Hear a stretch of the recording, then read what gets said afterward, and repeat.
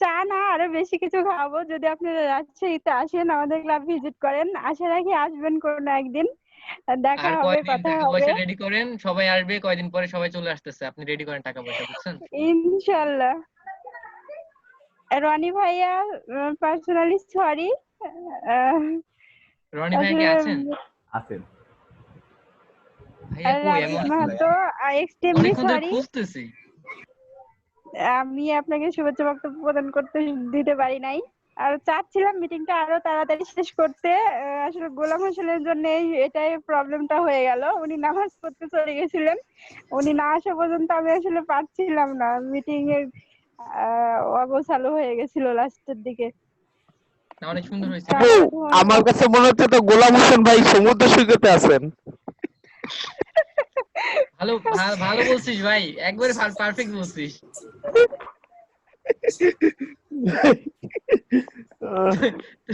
তরিকুল এত সুন্দর সুন্দর কথা বলে, মাঝে মাঝে খুব ভালো লাগে। এশিয়ার বহুত জায়গায় দেখাইলো আমাদেরকে, গাঁও গ্রাম থেকে শুরু করে সমুদ্র চলে গেছে। হ্যাঁ ভাই, একেবারে ঠিক কথা বলছেন ভাই।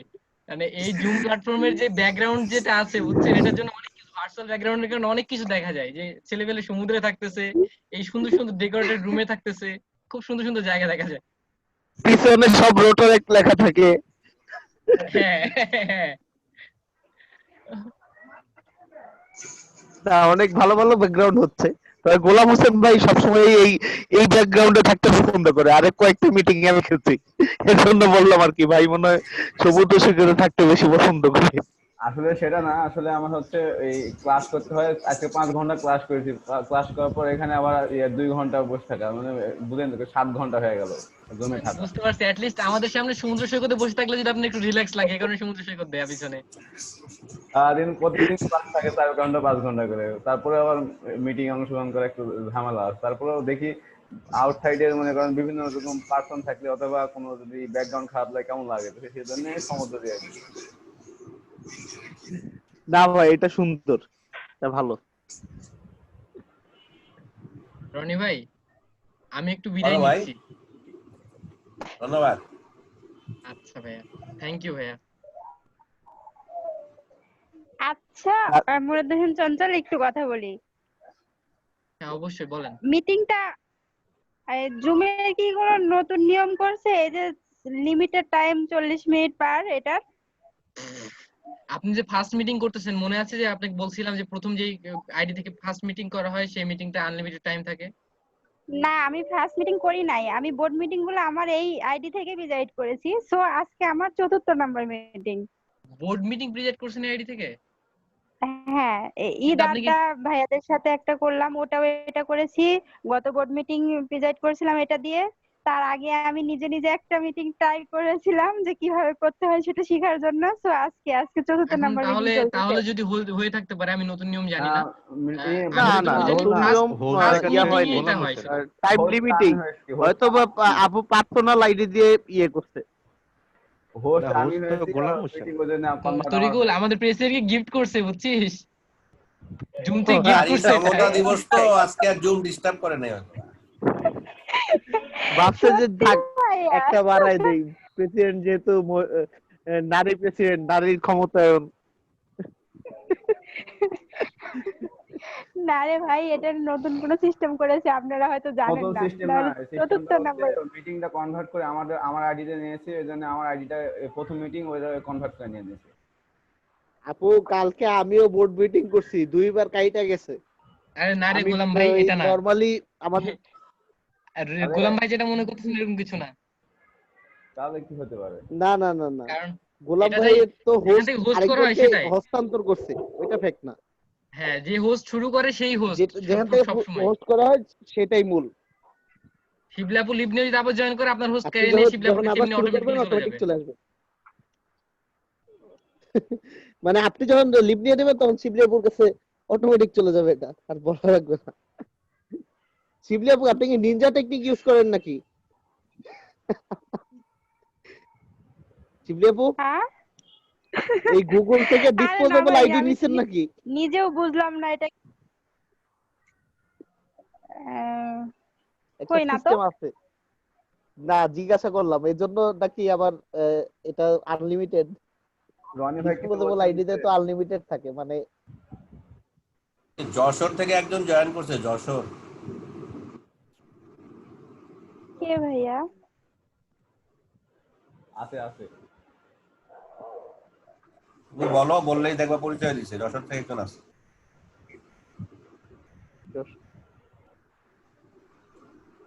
আসলে যে গ্যালাক্সি Z2 Pro এটার পরিচয় তো জানে না, উনি হলে বলতে পারেন।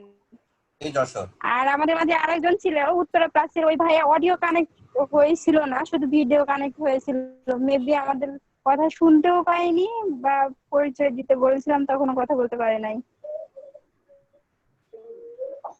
ভাইয়া আসলে আমি একটু লিভ নিতে নাও, তুমি লিভ নাও, তুমি লিভ নিয়ে আমরা কথা বলতে পারবো। একটা যাচ্ছি। নারী নিয়ে গেলাম নাকি? আজকে নারী দিবস তো, কথা কম বলতেছি, সমতা দিবস।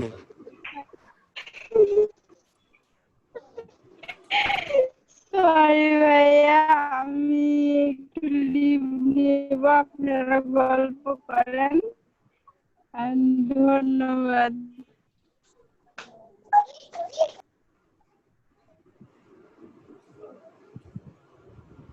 হ্যাঁ রনি ভাই, তারপরে কি অবস্থা, আপনি কেমন চলছে দিনকাল? নিয়াজ মোর্শেদ বিশ্বব্যাপী ঘুরে বেড়াইতেছে নিয়াজ মোর্শেদ। জি ভাই বলেন।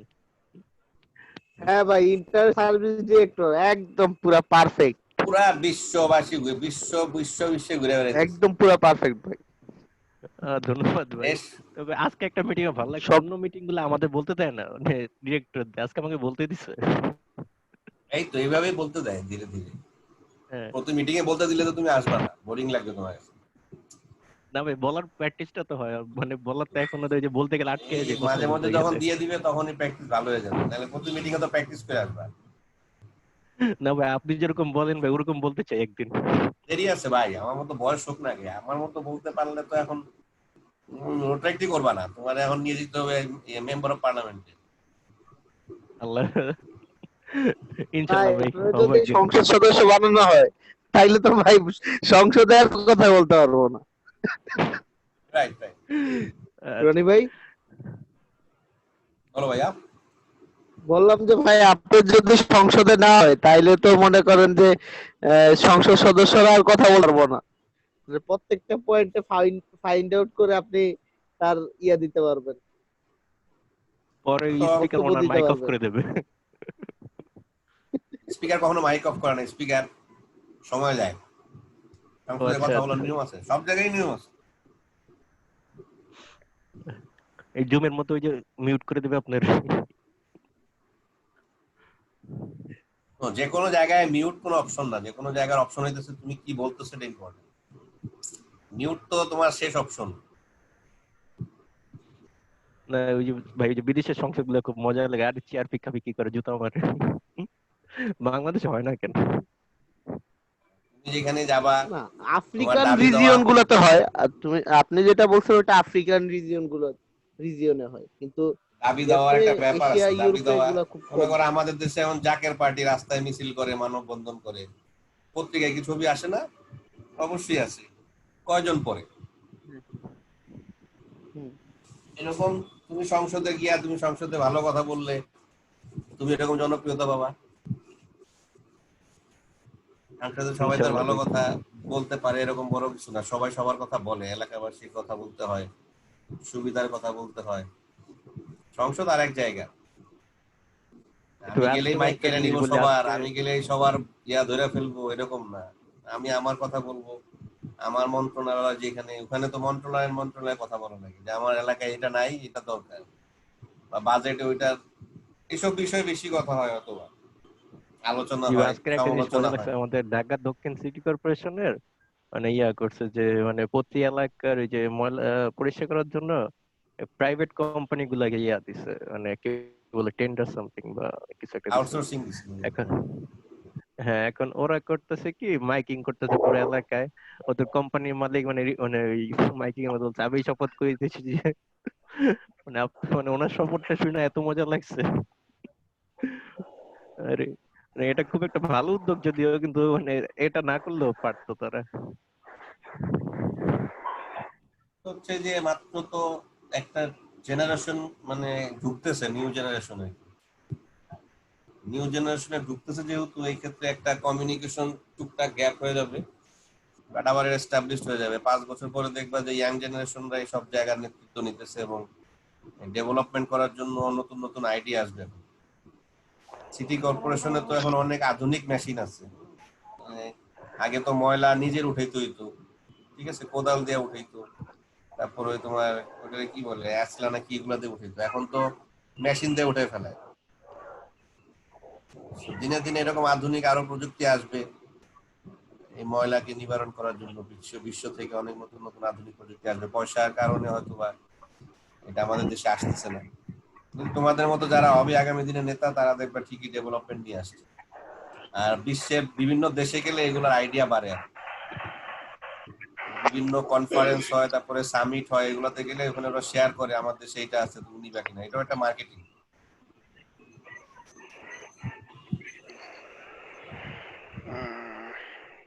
রাজীব কিছু কথা হচ্ছে না রে?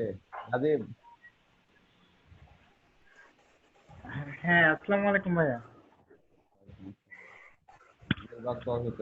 কথা বলছো না? না ওই নিয়াজ মোর্শেদ তো বিশ্ব ঘুরে বেড়াইতেছো, তুমি তো কোন বিশ্ববাসীর কোন কনসেপ্ট আনতে পারতেছো না নতুন মার্কেটে। ভাই আমি ভাই আমাকে বল।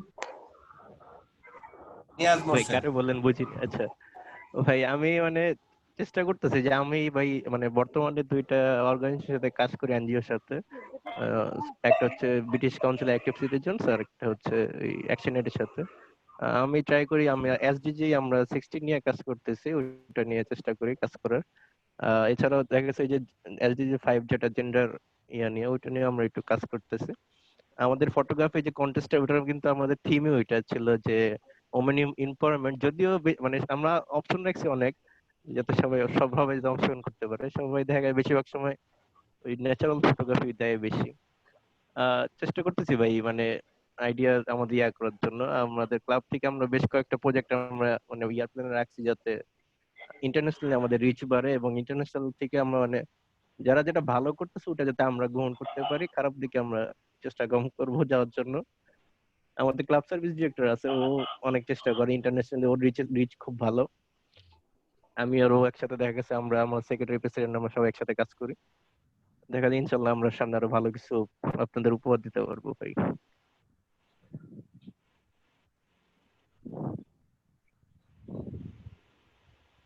ইনশাআল্লাহ তোমাদের কাছ থেকে ভালো কিছুই চাই। তোমরা তো আগামী দিনের নিউ জেনারেশনের এত তাড়াতাড়ি যেটা বলবো আর কি, যেহেতু মেরাজ এবং হচ্ছে গিয়ে নিয়াজ মোর্শেদ। আসসালামু আলাইকুম রনি ভাইয়া। ওয়ালাইকুম সালাম ভাইয়া। ভালো আছেন? হ্যাঁ ভাইয়া, আলহামদুলিল্লাহ। আপনাকে আমি লাস্ট মনে হয় গতকালকে না পরশুদিন একটা ইন্টারন্যাশনাল একটা মনে হয় গান মনে হয় অনুষ্ঠান হয়েছিল মনে হয়, সাংস্কৃতিক কালচারাল প্রোগ্রামে। তো 3210 না কত দিনে খেয়াল নাই আমার। তো ওখানে আপনি ছিলেন দেখলাম, তো মিস করলাম আপনার ড্যান্স। ভাইয়া সবাই ড্যান্স দিল, আপনি দিলেন না। ভাই আমাদের মিরাজ কিন্তু অনেক ভালো গান গায়। Right right. মানে ভাইয়ের একটা হচ্ছে গান এখনো মনে আছে, একটু একটু বলতেন, গানটা ভালো লাগে। যে ডিস্ট্রিক্ট কনফারেন্সে বলছিলেন, 33 ডিস্ট্রিক্ট কনফারেন্সে ঢালি ভাই নির্বাচনের সময় যে গানটা বলছিলেন, গানটা খুব ভালো। গোলাম ভাই, রনি ভাই তো মার্কেটে শেষ, রনি ভাইয়ের দিন শেষ, এখন ওনাকে মার্কেট আউট করে দিতে হবে। এখন নতুন প্রোডাক্ট আনেন, না নতুন প্রোডাক্ট নিয়ে আসেন মার্কেটে, নতুন ব্র্যান্ডিং করেন। রনি ভাইয়ের যুগ শেষ, ওনার মার্কেট শেষ, ওনার এখন বিদায় দিয়ে দিতে হবে ওনাকে। উনি আর এইসব মার্কেটিং চলবে না। স্বর্ণ পদক দিয়ে দাও। রনি ভাই এখন ইন্টারন্যাশনালি মার্কেট করে, বাংলাদেশে থাকে না। লোকালি এখন রাখা যাবে না, লোকাল থেকে বিদায় দিয়ে দিতে হবে।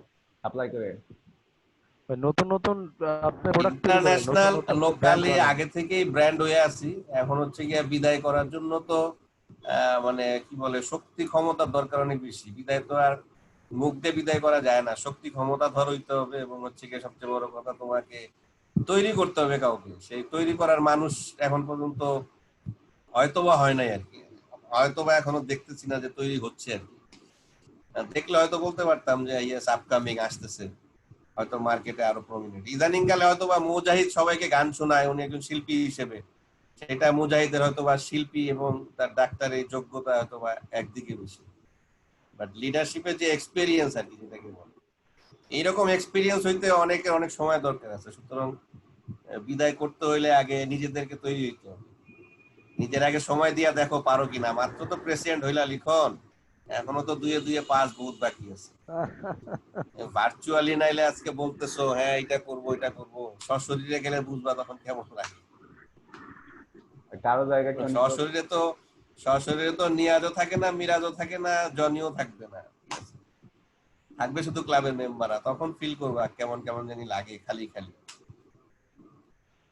যখন থাকে মানুষের জীবনে ছায়া, তখন কোনোদিনও ফিল করে না। বাবা মা আছে ফিল করে না, না থাকলেই ফিল করে যে নাই। তৈরি হও। আমি তো তৈরি করতে চাই, যে বললাম নিয়াজ এবং মিরাজ এরা ইন্টারন্যাশনালি অনেক ঘোরাঘুরি করতেছে, বাট ইন্টারন্যাশনালি ব্র্যান্ড আপ হইতে হইলে মানে ক্লাব প্রেসিডেন্ট লেভেলটা খুব জরুরি। আর একটা হচ্ছে যে না, ফেলোশিপের মাধ্যমে পরিচিত হওয়া হচ্ছে বিশাল ব্যাপার। ফেলোশিপ হচ্ছে নিজেকে বিল্ড আপ করতেছে, ডে বাই ডে আগাবে আর কি। তাহলে হচ্ছে যে তারা আগাইতে পারবে। সেদিক থেকে ওরাও লাকি, তোমরাও রাজশাহীবাসী অনেক লাকি, বিদেশে ঘোরাফেরা করতেছো, অনেক জায়গায় দেখা যায় তোমাদেরকে, নাকি নিয়াজ মোর্শেদ? জি ভাই, এবার মানে করোনা হয়তো মানে বিশ্বের জন্য একটা ক্ষতিকর ইয়া হলো, আমার জন্য খুবই আছে। আমি আমার প্রেসিডেন্টকে জোর করে বলছি ভাই আমি ইন্টারন্যাশনাল সার্ভিস ডিরেক্টলি দিতেই হবে। ও আমার অন্য পোস্ট দিচ্ছে, আমি বলছি না ভাই আমি নেবো না, কারণ এই বছর হচ্ছে এটার জন্য সবচেয়ে মানে কি বলবো একটা সুবিধাজনক একটা কাজ করা যাচ্ছে।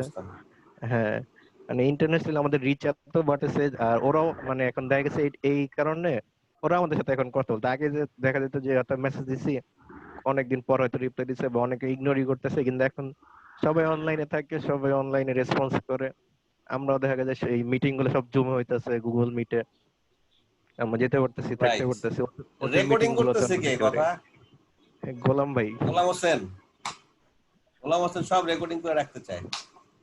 হোস্ট তো ডকুমেন্ট থাকা ভালো, কোন সময় যদি আপনার সাথে দেখা না হয় ডকুমেন্ট শুনবো আর বলবো যে ভাই বোন। কোন গানের কথা কইতেছস? আমার গান তো একটাই বিখ্যাত, আমি তো একটাই মনে হয় যে কি যেন মাঝে মাঝে ওটাইও বলে যে মাসুম ভাই বলে।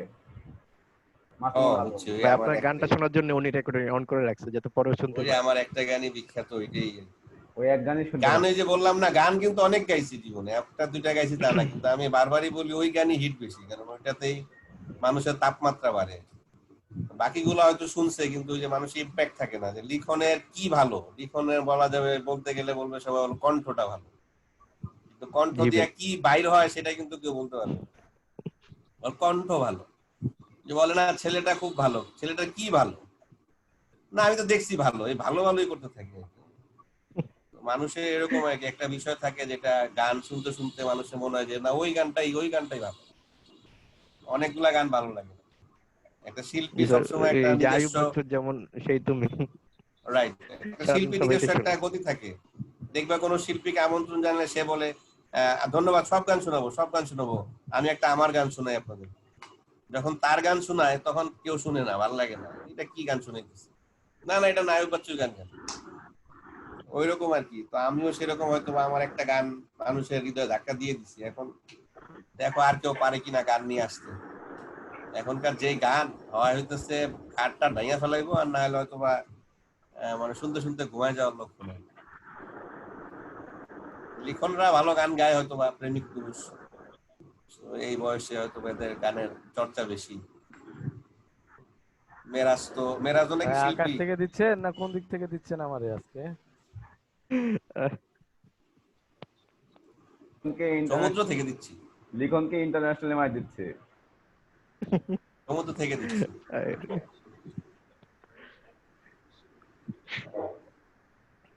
তৈরি করো। রাজশাহীতে সিঙ্গিং কম্পিটিশন করি ভাই। আরেকটা করতে পারো খুব ভালো, যেটা আমি বলতে পারি, সেটা রাজশাহীতে তোমরা নানানাতির গান কাউরে দিয়া মানে চর্চা করাইতে পারো, এটা মার্কেট পেতে পারে।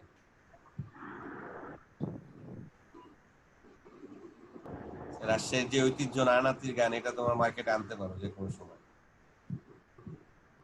রোড ট্র্যাক্টর হইতে হবে, এটা রোড ট্র্যাক্ট হইতে হবে, প্লাস হচ্ছে রোড ট্র্যাক্ট হিসেবে তাকে টিকে থাকতে হবে, লং টাইম সাস্টেইন করতে হবে, খালি বললেই হবে না। মেরাজ কি গান গাইতে পারে মনে হইতেছে, কি বললো নিয়াজ? জি ভাই, ও তো অন কম্পিটিশনে যায়। গত মিটিং এ কি ছিল, লিখন ভাইয়ের মিটিং এ নিয়াজে বলতে যে লিখন ভাই বলতেছে কি যে গান গাও কেউ একজন, তো নিয়াজ বলতেছে যে মিরাজ গান করে। তা আমি আবার প্রস্তুতি ছিলাম না, তো কি করব সবার সামনে, ভাই প্রস্তুতি এটা ছাড়াই যে সুন্দর গান গাইছে আর কি ইজ্জতের বলবো ভাই। না, ইজ্জতের ব্যাপার। এখন যদি গান না গাই পরে আমারে বলবে ছেলেটা আসলেই ভালো না। তো মানে তুমি এখন একটা গান গান শোনায় দাও, আমাদের গোলাম হোসেন রেকর্ড আ- করতেছে, রেকর্ড একটা গান চালিয়ে। আমার কণ্ঠ আসলে, আমার এখন কণ্ঠটা আসলে একটু চেঞ্জ, আপনি বুঝতেছেন কিনা জানি না, আমরা আমার জ্বর রনি আসছে ভাইয়ের একটু। গান কার আমি শুনবো না? রনি এই ভাই কারণে গানটা আমি কিছু কথা বলতে পারিনি, এই জন্য হচ্ছে গানটা গাইতে পারবো না, দুঃখিত। আর ওয়ারিক কাবে আসবেন আমাদের 28 তারিখে মিটিং আছে, চেষ্টা করব। Very good. তুই আমার গান রেকর্ড লিখন ভাই করতে চাস? আমার গান তো ইউটিউবে বহুত আছে, অনেকে রেকর্ড করে ছেড়ে দিচ্ছে। দরকার, আমি ইউটিউব তো সবসময় দেখবো না, আমি আপনার গানই শুনবো। সবসময় এই ভাই গানই লাইভ শুনতে গান চাস? শুনতে ভালো লাগে ভাই, ইউটিউব বা অন্য জায়গায় ভালো লাগে না। আমার ভাই সবচেয়ে পছন্দ হলো যদি কেউ মানে কোনো গানের আসরে বসে গান শুনতে ভালো লাগে। আমার ভাই এমনি গান টান শুনতে ভালো লাগে না। এটা ঠিক আছে, বাট আমারে গান গাইতে বললে আমি গান গাই, কিন্তু শিল্পীদের মতো এত চেষ্টা করি না, গলাটা একটু খারাপ, শরীরটা ভালো না, ঠান্ডা লেগে আছে। আমার আমাদের শিল্পীদের তো গান ফাটা জি ভাই এটা বাঁশের গলা, কমন ডায়লগ। আপনি এটা গান ফাটা বাঁশের গলা, আমরা আমরা গাইতেই পারি, আমাদের গান গাইতে আরো আনন্দ লাগে বেশি। আমার গানই তো প্রচার হবে, আমি তো আর মানুষের গান গাবো না। এটা হচ্ছে আমার কাছে খুব ভালো লাগে যে নিজের গান প্রচার হয়। জি ভাই রাজশাহী থেকে কিন্তু চাইলে তারা পারে, ওই যে আপনি যেটা বললেন যে নানানতির যে ইয়াটা, একটা কম্পিটিশন হ্যাঁ, যদি দেয় আমরাও চেষ্টা করবো অংশগ্রহণ করার জন্য। আরে অনেক কিছুই পারে এরা, খালি আসে এরা মানে হচ্ছে কি পোলা পাইন, তোমরা যারা এখনকার যুগের পোলা পাইন, এরা খালি আছে এই বুইরাগো পিছে লাগা থাকে, আর নাইলে ওই যে একটু আইপিপি যারা হয়ে যায় তাগো পিছে লাগা যায়। নিজে চিন্তা করেন, ওই যে একটা বিষয় আছে না, চালনি বলে না, সুই তোর পাছায় ফোটায়, ওই রকম আর কি। যে নিজেরা কিছু একটা চিন্তা করে প্ল্যান করে একটা মনে করো যে একটা মানে আবির্ভাব ঘটাবে, ওটা চিন্তা না করে ওই ওই বড়দের কি করা যায় সেই চিন্তায় ব্যস্ত থাকে, যে বড়রা বড়রা বড়রা নিয়ে পড়ে থাকে। But তোমরা যে কিছু করতে পারো সেই ইন্টেনশন কাজ করে না, যে না আমি একটা কিছু আমার এই বছরে বা আমি একটা কিছু উপহার দিব, এমন কিছু। এখন সবাই ফটোগ্রাফি করে, আমিও ফটোগ্রাফি করবো। সবাই কুইজ প্রতিযোগিতা করে, আমিও কুইজ প্রতিযোগিতা করবো। সবাই সেমিনার করে, আমিও সেমিনার করবো। সবাই অ্যাসেম্বলি করে, আমি অ্যাসেম্বলি করবো। এই যে কনসেপ্ট মানুষের জীবন থেকে এগুলো বাইরে হতে পারে না, ঠিক আছে? এখন ওই এমন এক হইতে পারে না, খালি গ্রুপাক। রাইট, এমন হইতে পারে না যে আমি আজকে ফটো কন্টেস্টই করব, কিন্তু ফটো কন্টেস্টে থাকবে আপনার গ্রুমিং বা আপনার বেস্ট ফর্মাল ফটো, যেই ফটো আপনার ফর্মাল ফটো। যেমন আপনি কোট পরা থাকবেন, টাই পরা থাকবেন, একটা সুন্দর ছবি তুলে আপনার পোর্ট্রেট ফটো দিবেন যেটা দেখতে সুন্দর লাগে। এতে করে কি হলো, একটা ছেলে কিন্তু তার একটা মানে জীবনের প্রোফাইলের জন্য হোক আর তার পাসপোর্টের জন্য একটা ভালো ছবি তুলে ফেলে। মানে একটা ফটোগ্রাফি হোক বাট একটা জিনিস নিয়ে আসুন। এই যেমন জি একটা ভাই নতুন একটা প্রোগ্রাম আসছে টপিক বের দেখলাম করে। কালকে, খুবই ভালো, ফটো উইথ প্যারেন্টস। এই যে হ্যাঁ বাবা মার সাথে দেখলাম। ছবি তুলে দেওয়ার যে প্রচারটা, মানে আমরা তো জি সারা ভাই আমি জীবন ভাই বন্ধুদের খুঁজে সাথে আর ছবি পাইলাম তুলে না, দিই। আমার বাবা মার সাথে কোনো ছবি পেলামই না, আমার আব্বা আম্মু ছবি তুলে না। সেটাই, একটা ছবি নাই, একটা তুললাম হয়তো বা নতুন করে একটা ডিএসএলআর ক্যামেরা দিয়ে হয়তো সুন্দর করে তুললাম, তুলে হয়তো দিলাম, বাবা মার ছবি হয়তো বা প্রচার হইলো, বা বাবা মাও দেখলো যে আমার আমার ছেলে আমার সাথে ছবি তুলে একটা জায়গায় দিতেছে। যে কনসেপ্ট যেগুলা, এগুলা যদি নিয়ে কাজ না করো তোমরা, তোমাদের মতো ইয়াং জেনারেশনরা, তাহলে কিভাবে হবে?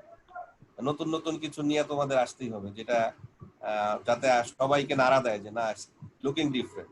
ওই গতানুগতিক প্রোগ্রাম করে একের পর এক চলে গেলে যেটা হবে, সবাই মনে করবে ইয়েস লিখন ডিড ওয়েল, আগামী বছর যে আসবে বলবে ইয়েস হি ডিড ওয়েল, ও আগামী বছর হ্যাঁ হি ডিড ওয়েল। বাট 5 বছর পরে জানি বলতে পারে যে না, একটা প্রোগ্রাম করছিল রাজশাহীতে যেটা সারা ফেলায় দিচ্ছে, এখন পর্যন্ত আর কেউ করতে পারতেছে না। That is important.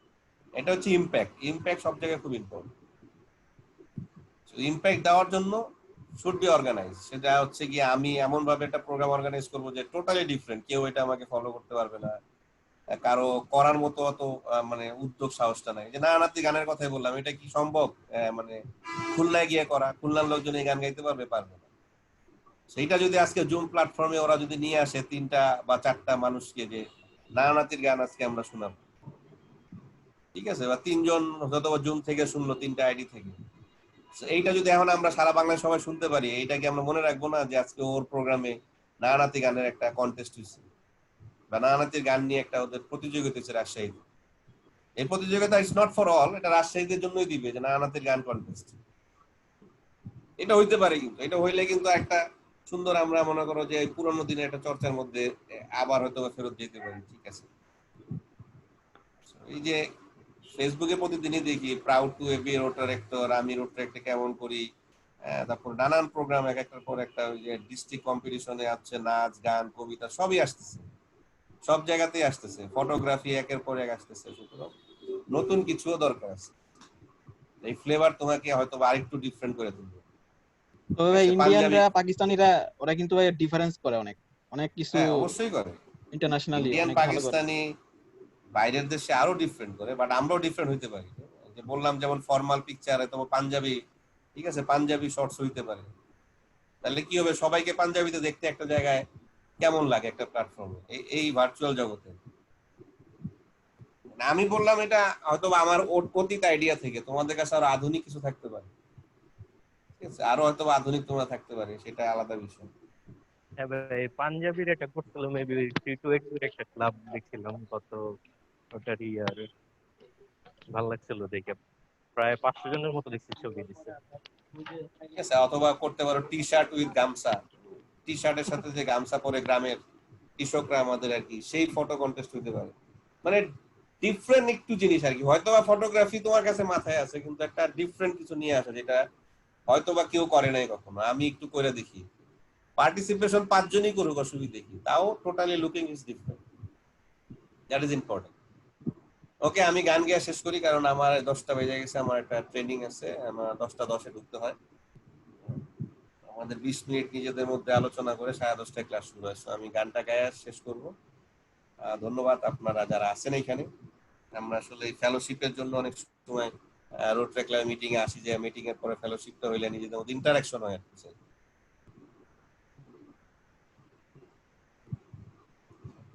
কান দুইটা ধরিয়া বাবা বলিয়া পরের উপকার করিস না, হায় রে কান দুইটা ধরিয়া গেছেন বাবা বলিয়া পরের উপকার করিস না। মারামারি দেখলে পরে দূরে দেখবি খারাইয়া, পুলিশ ভাইরা আইলে পরে ফুটা যাবি পালাইয়া। মারামারি দেখলে পরে দূরে দেখবি খারাইয়া, পুলিশ ভাইরা আইলে পরে ফুটা যাবি পালাইয়া। এমন জোরে দিবি দৌড়, এমন জোরে দিবি দৌড়, পিছন ফিরা যাবি না। কান দুইটা ধরিয়া গেছেন বাবা বলিয়া পরের উপকার করিস না, হায় রে কান দুইটা ধরিয়া গেছেন বাবা বলিয়া পরের উপকার করিস না। বিয়া বাড়ি যাইতে হইলে পুরান স্যান্ডেল পাই দিয়া, নতুন স্যান্ডেল পাই দিয়া ফুটা যাবি পালাইয়া। বিয়া বাড়ি যাইতে হইলে পুরান স্যান্ডেল পাই দিয়া, নতুন স্যান্ডেল পাই দিয়া ফুটা যাবি পালাইয়া। এমন জোরে দিবি দৌড়, এমন জোরে দিবি দৌড়, পিছন ফিরা যাবি না। কান দুইটা ধরিয়া গেছেন বাবা বলিয়া পরের উপকার করিস না, হায় রে কান দুইটা ধরিয়া গেছেন বাবা বলিয়া পরের উপকার করিস না। পরের মারে নিজের মা সব সময় জানবি, পরের বোন রে নিজের বোন সব সময় মানবি। পরের মারে নিজের মা সব সময় জানবি, পরের বোন রে নিজের বোন সব সময় মানবি। পরের বউরে নিজের বউ, পরের বউরে নিজের বউ, পরের বউরে নিজের বউ কোনোদিনও জানবি না। কান দুইটা ধরিয়া গেছেন বাবা বলিয়া পরের উপকার করিস না, হায় রে কান দুইটা ধরিয়া গেছেন বাবা বলিয়া পরের উপকার করিস না। ধন্যবাদ ভাই ওই মানে বউ, মানে যখন বলে পরের বউ, ওইটা ওই জায়গায় কি ইচ্ছা করে এমন পজ ভাই। এইটা হয়েছে কি, আমি তোমাদেরকে বলি, এটা আমার হচ্ছে গানটা 1999 বা 99 সালের দিকে এই গানটা আমার প্রথম গাওয়া আর কি। তো আমি নোয়াপাড়া একটা কনফারেন্স করছিল এজেন্ডা 2099 সালে খুলনাতে অনুষ্ঠিত হয়েছিল। লিপটন ছিল চেয়ারম্যান, আমাদের বন্ধু। আমরা যখন রোড ট্র্যাক করছি সত্যিকার অর্থে, আমি জানি না, আমি একটু প্রাউডলি বলি, আমরা অনেক রিচ পিপল ছিল আমাদের ফ্রেন্ড সার্কেল। রিচ বলতে অনেক ধনী, মানে হিউজ ধনী এরা আর কি। নোয়াপাড়ার, মনে করো আমরা যখন নোয়াপাড়ায় নামতাম, মানে আমরা যদি ঘুরতে যেতাম আর কি, এই লিপটন আমাদের জন্য নামার সাথে সাথে একটা খাসি ফেলাই দিত, একেবারে আস্ত একটা খাসি। তখন কাইটা আমাদের জন্য রান্না বান্না করে সকালে নাস্তা থেকে শুরু করে দুপুরের খাবার, খাসির ভোজন আর কি, এরকম আর কি। মানুষের আন্তরিকতা যে কি জিনিস, আমরা যে কি ফিল করছি এক একটা সময় গেলে, আনবিলিভেবল ভাই। এগুলো আসলে তোমাদেরকে বলে বোঝাইতে পারবো না। এখন হচ্ছে কি হয়তো বা বলে রাজশাহীতে আসেন চা খাওয়াবো, কিন্তু আমরা রাজশাহীতে গেলে এক সময় মোটামুটি বাসায় নেওয়ার জন্য অস্থির হয়ে যেত যে আমাদেরকে বাসায় নিয়ে কত কত আইটেমের খাবার খাওয়াবে। এরকম রোটার একটর আমরা দেখছি এখানে। হ্যাঁ, এখানে লিখন আছে, ও জানে যে আমি কাউসারের বাসায় কত রকমের আইটেম তার মায়ের হাতে রান্না খাইছি, শুধু বাসায় নিয়ে রাখবে এবং খাওয়াবে যে আমার বাসায় রনি ভাই থাকবে।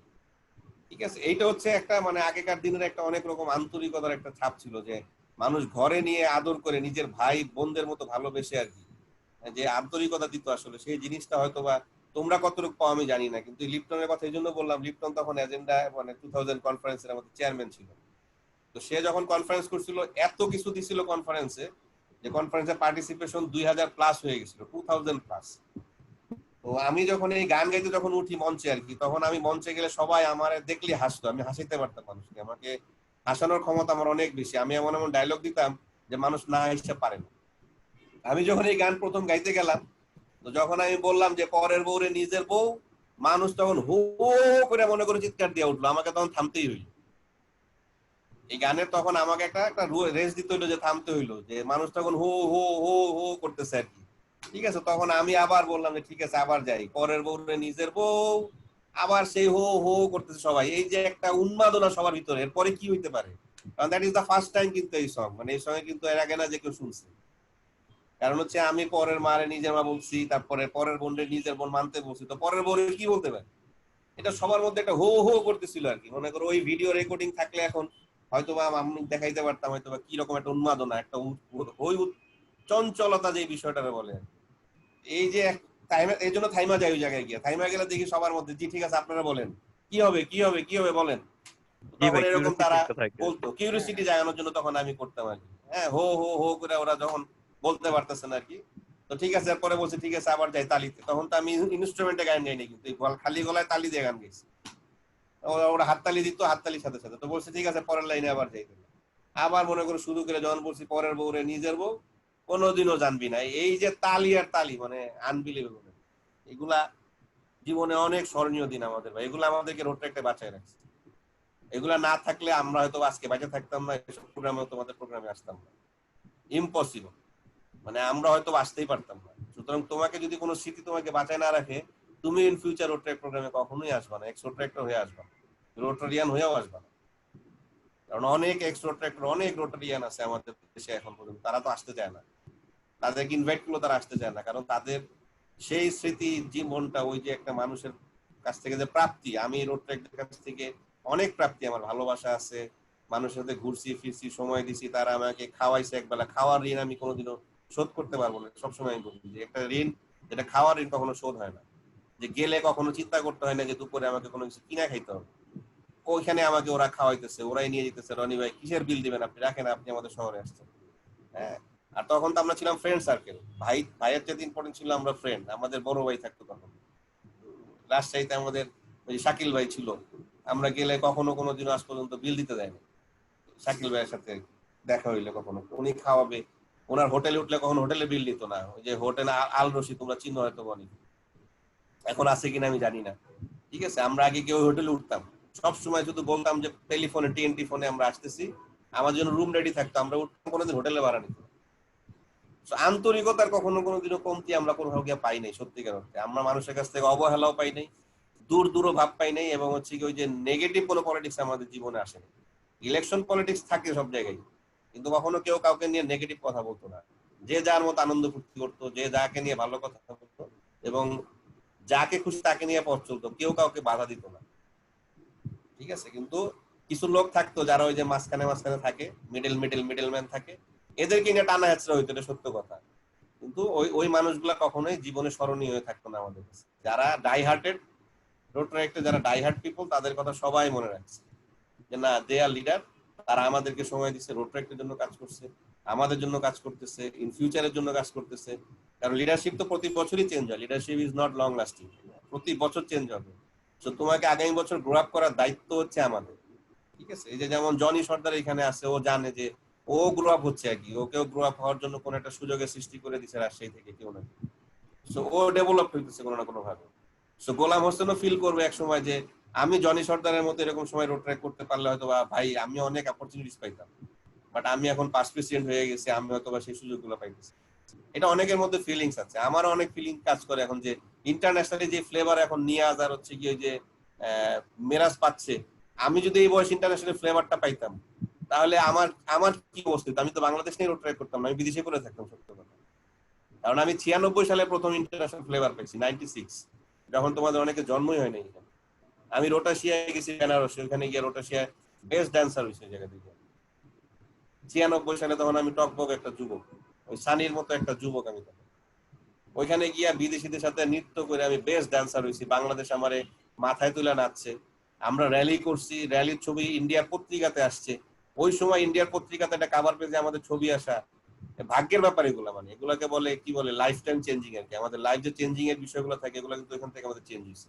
আমরা কিন্তু ইন্টারন্যাশনাল ফ্রেন্ডের সাথে তখন আমরা শুধু ফোন নাম্বার নিয়ে আসতে পারছি, ফোনে কথা বলতে অনেক টাকা লাগতো, আমরা হয়তো বা 6 মাস পরে একবার ফোন দিতাম বা 2 মাস পরে একবার ফোন দিতাম, কথা হইতো। So that is important. আস্তে আস্তে ইমেইল আমাদের সাথে যোগাযোগ শুরু হয়েছে তাদের সাথে, এরপরে ডে বাই ডে আমরা রোটাশিয়া করছি। আরো আমি নিজে রোটাশিয়ার চেয়ারম্যান হয়েছি এক সময়, যে রোটাশিয়া আমি জীবনে গিয়ে অনেক কিছু পাইছি, সেই রোটাশিয়ার আমি একসময় চেয়ারম্যান হয়েছি। সো স্বপ্ন কিন্তু আমার ধীরে ধীরে বড় হচ্ছে। বাংলাদেশে কয়বার সবচেয়ে বড় হয়েছে রোটাশিয়া? 3 বার বাংলাদেশে, 3 টাইমস। আবার কবে হইতে পারে আচ্ছা? এটা ডিপেন্ড করে ডিআরআর কখন বিট করে আনবে, এটা হচ্ছে ডিস্ট্রিক্টের ডিআরআর এর উপর নির্ভর করে যে ডিআরআর ইন্টারন্যাশনালি বিট করে কবে আনতে পারে। ঠিক আছে, এটা আমাদের চাইতে ইম্পর্টেন্ট ডিআরআর এর ইচ্ছা আর কি। ডিআরআর যত রিলেশন বিল্ড আপ করতে পারবে, এটা তো ঘোটাঘুটিতে হয়। তো আমাদের যখন ওটাশি আসছিল তখন তারেক মাহমুদ বিট করে আনছিল এটা। আমরা তখন ওই আনার পরে আমি যেটা চেয়ারম্যান হয়েছি আর কি, আর আগে আনছিল মহিউদ্দিন পলাশ। সবার প্রথমে বাংলাদেশের রোটাশিয়া বিট করে আনছে মহিউদ্দিন পলাশ। পলাশ ভাই আছে আমাদের, পলাশ ভাই। এবং ওই রোটাশিয়া চেয়ারম্যান ছিল চন্দন ভাই, মহানগর নর্থ ওয়েস্টের পাস প্রেসিডেন্ট। উনি এখন কানাডায় থাকে, কানাডায় স্থায়ী হয়ে গেছে। তো যে কোনো কারণে আমি এই জন্য বললাম যে আমরা এই রোটাশিয়া চেয়ারম্যান হয়েছি, ইন্টারন্যাশনালি আরো বন্ডিং বাড়ছে আমাদের।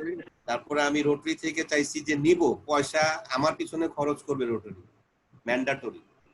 সেটা কি দেখছি যে জিএসসি টিমে একটা 1 মাসের স্কলারশিপ থাকে, যেখানে প্রফেশনালি বিল্ড আপ করার জন্য এটা প্রতি বছর 4 জনকে পাঠায়। আগে বলতো গ্রুপ স্টাডি এক্সচেঞ্জ, অর্থাৎ হচ্ছে আমার যে স্টাডি, আমি যে বিষয় নিয়ে পড়ালেখা করতেছি, যে বিষয়ে চাকরি করি, এটার উপরে আমাকে আরো বেশি 1 মাসের নার্সিং করবে ওরা। তো আমি এটা 2009 সালে আমি ব্রাজিলে গেছি। মানে 2009 সালটা ছিল, 8 সাল 9 সাল ছিল আমার জীবনের সবচেয়ে ইম্পর্টেন্ট রোটারি। তখন আমি ইন্টারন্যাশনাল এই মানে গ্রুপ এক্সচেঞ্জে আমি যাই, আমরা ব্রাজিল গিয়েছিলাম আমি। তো এটা হচ্ছে অ্যাচিভমেন্ট আমার এই জায়গা থেকে প্রাপ্তি। এবং রোটারি কিন্তু আমার কাছ থেকে এখন চায়, আমাকে রোটারি ইন্টারন্যাশনাল থেকে বারবার পাঠায়, যেহেতু আমি রোটারি অ্যালাম নাই, যে আমাকে ধাক্কা মারে, তুমি রোটারি করো, you give time to Rotary, you give time to Rotary. মানে আমাকে রোটারিতে নেওয়ার জন্য তাদের একটা আগ্রহ থাকে, কারণ ওই রোটারি অ্যালাম নাইলে এক সময় রোটারিতে জয়েন করে। যারা জিএসসি টিমে যাইতো নতুন এরা রোটারিতে জয়েন করতে হবে, এটা হচ্ছে তাদের কাছে একটা মানে কি বলে এটা শপথ থাকতো শেষ হওয়ার পরে। তো আমরা সেই জায়গা থেকে বলতেছি, সেই জায়গা থেকে আজকে আমরা প্রাপ্তি নিয়ে জায়গায় আসছি। তো তোমরা যদি প্রাপ্তির বিচার না করো তাহলে কিভাবে হবে? তোমাদের প্রাপ্তি নিতে হবে। ইন্ডিয়াতে রায়লায় হয়তো তখন আমাদেরকে ডিস্ট্রিক্ট থেকে হয়তো 20 জনকে অংশ নেওয়ার সুযোগ দিত। আমি একবার গেছি টিম লিডার হয়ে, একবার গেছি নর্মাল হয়ে। একবার আমি টিম লিডার হয়ে রায়লা করে আসছি, যে আমি 20 জনকে বাংলাদেশ থেকে নেতৃত্ব নিয়ে গেছি। ওই সময় সুযোগ ছিল, আমি ডিস্ট্রিক্টে অফিসিয়াল ছিলাম বড়, ওই জন্য আমাকে সুযোগ দিয়েছে যে আপনি লিড করেন। আরেক বছর আমি নিজে, আমাকে তখন এই ডিস্ট্রিক্ট থেকে টাকা দিত আমাদেরকে, মানে ডিস্ট্রিক্ট গভর্নর আমাদের টাকাটা পেড করে দিত, আমাদের শুধু যাতায়াত ভাড়াটা লাগতো। তো আমরা কিছু কিছু জিনিস অ্যাচিভ করার চেষ্টা করছি বলে হয়তো বা আমরা পারছি, আমাদের দ্বারা হয়তো বা আজকে মনে হয় যে রোডটা একটা দেওয়ার আছে। বাট তোমরা আমাদের চাইতে অনেক বেটার ফিউচার, যে তোমরা চাইলে অনেক কিছু এখন কন্টিনিউ করতে পারো। নিয়াজ মোর্শেদ এখন কন্টিনিউ কমিউনিকেশন করতেছে, লিখন, তারপরে জনি সর্দার, রাজীব মোহন, এরা হয়তো ইন্টারন্যাশনালি মাত্র ফ্লেভার পাওয়া শুরু করছো। তোমরা যদি এটা কমিউনিকেশনটা ধরে রাখতে পারো ফেলোশিপের মাধ্যমে, তো তুমি যদি কোনো সময় বাইরে যাইতে পারো, বাইরে যেতে হলে তো নিজের পয়সা কিছু খরচ করতে হবে, এটা নিয়ম, সবসময় তো সবাই দিয়ে দিবে। So you will get something. আর এই জীবন তো একটাই, তাই না? এই জীবনে, এই বয়সে যদি জীবনে একটা আনন্দ বিনোদন না করতে পারো, ওই গোলাম হোসেনের মতো ভার্চুয়াল সমুদ্রে থাকতে হবে। হয়তো মানে কি সমুদ্র দেখবো সেটা বড় কথা না, বাট ওই ভার্চুয়াল আমার রোটাশিয়া যাওয়ার ইচ্ছা আছে ইনশাআল্লাহ। আমরা কিন্তু টার্গেট করে রোটাশিয়া, গোয়াতে হইছে, গোয়াতে কি আমরা রোটাশিয়ার জন্য গেছি? আমরা কিন্তু গোয়াতে গেছি সমুদ্র দেখার জন্য, আরব সাগর দেখার জন্য। ঠিক আছে, আমি কোথায় গেলে কোন সাগরটা দেখতে পারবো। ভারতে 2টা সাগর আছে, একটা ভারত মহাসাগর আর একটা আরব সাগর, অ্যারাবিয়ান সি। তো আমাকে 2টা দেখার জন্য আমার মনের মধ্যে বাসনা জাগাইতেছে, এজন্য আমি ওইভাবে টার্গেট নিয়ে যে ডিস্ট্রিক্টে প্রোগ্রাম হয়েছে ওই ডিস্ট্রিক্টে আমি গেছি। আমি রোড ট্রেক থেকে বিদায় নিছি, বাংলাদেশ কিন্তু আমাকে রোড ট্রেক থেকে বিদায় দেয় নাই। আমি বিদায় নিছি 3291 থেকে, ইন্ডিয়া থেকে, কলকাতা থেকে আমাকে বিদায় দেওয়া হয়েছে। ওই সময়কার ডিআরআর আয়েশা আয়েশা আয়েশা আলম আমাকে বিদায় দিচ্ছে ওখান থেকে, যে রনি তোমার বিদায় আমার ডিস্ট্রিক্টে আমি দিব। ঠিক আছে, কারণ আমাদের ডিস্ট্রিক্টে বিদায় নিতে হইলে নিজের পকেটে টাকা খরচ করে মানুষকে খাওয়াই তুলতে। আমি বিদায় নিব একটা রোড ট্রেক মুভমেন্ট থেকে, আমার বিদায়টা যদি আমি মানুষকে টাকা দিয়ে খাওয়াই আজান দিয়ে, এই বিদায়ের কোনো ভ্যালু নাই আমার কাছে। যেহেতু কলকাতা আমাকে অফার করছে আমি তোমাকে বিদায় দিব, তো আমার কাছে ওইটা আমি নিয়ে নিছি। আমি কলকাতা শুধু পৌঁছেছি আমার টাকা খরচ করে। ঠিক আছে, ওরা আমাকে উত্তরীয় পড়ানোর পরে ওইখানে যে পরিমাণ কথা আমি শুনছি আমার সম্পর্কে, আয়শা যে পরিমাণ প্রেজেন্টেশন আমাকে দিছে, যে পরিমাণ গিফট আমি পাইছি ওই জায়গাতে, বাংলাদেশ থেকে বিদায় নিলাম এরকম পাইতাম না হয়তো, আমার ধারণা হইতো না। মানে this is my achievement in my career, যেগুলো আমাকে জীবনে এখনো বাঁচায় রাখে, রোড ট্রেককে স্মরণীয় করে রাখে এবং ধাক্কা মারে আসার জন্য, যে হ্যাঁ Roni you have to go back. এবং কিছুদিন আগেও আমি অ্যাক্ট এশিয়ার চেয়ারম্যান ছিলাম, যেটা ইন্টারেক্ট কনফারেন্স হয় এখন আর কি, সাউথ এশিয়ান আর কি। এই অ্যাক্ট এশিয়াতে রোটারি এক সবাই অংশগ্রহণ করে। সো ইচ অ্যান্ড এভরিওয়ান, এখানে রোটারি থেকে একজন চেয়ারম্যান হয়, ইন্টারেক্ট থেকে একজন চেয়ারম্যান হয়। রোটারি থেকে আমি চেয়ারম্যান ছিলাম হচ্ছে অ্যাক্ট এশিয়া, ভুটানে করে আসলাম, এটা ইন্টারন্যাশনাল প্রোগ্রাম। সো আমি ইন্টারন্যাশনালি কিন্তু এখন অনেক সাউন্ড, যে ইন্টারন্যাশনালি ফ্রেন্ড সার্কেল থেকে শুরু করে বড় কথা, ইন্টারন্যাশনালি ম্যানেজমেন্ট করা, ইন্টারন্যাশনালি প্রোগ্রাম ইভেন্ট অর্গানাইজ করার ব্যাপারে যে আমার যে অভিজ্ঞতা এখন, আমার কিন্তু ক্রিকেটে আমরা কিন্তু ইন্টারন্যাশনাল প্রোগ্রামের সাথে সম্পৃক্ত থাকি। আমার যে রংপুর রাইডার্স টিম, ইন্টারন্যাশনালি আমাদের ইভেন্ট করা লাগে, আমার টিমকে পরিচালনা করা লাগে। সো আমার কিন্তু এখান থেকে নিজের নেটওয়ার্কিং হয়েছে, নিজের ক্যারিয়ার বিল্ড আপ হয়েছে, নিজের কি বলে জ্ঞান বাড়ছে, এবং আমার হচ্ছে ক্ষমতা বাড়ছে অনেক বেশি। প্র্যাকটিস না করলে কোনো কিছু ক্ষমতা হয় না কোনোদিন পৃথিবীতে।